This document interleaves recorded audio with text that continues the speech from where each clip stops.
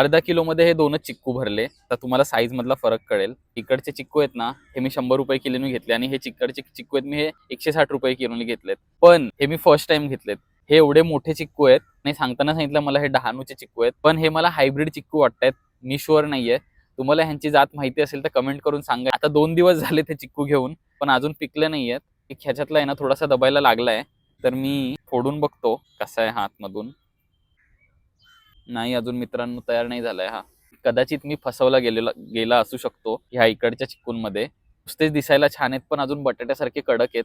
आता त्याने तर मला चिक्कू विकताना सांगितलं, अरे भैया एक्सपोर्ट नहीं हो रहा है, तो जो एक्सपोर्ट का माल है सब अभी लोकल में आ रहा है, नहीं तो ये मिलता भी नहीं था लोकल में. मी म्हटलं बरं बरं ठीक आहे, घेऊन बघूया. एवढे छान दिसत आहेत कसे आहेत. हे छोटे चिक्कू आहेत ना, हे मी कालच घेतलेत.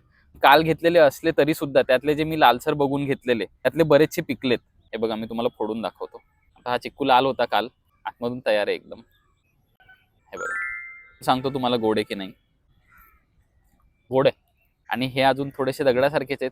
बघूया अजून 3-4 दिवस वाट बघून पिकतायत की नाही. येऊ का मग? बॉय.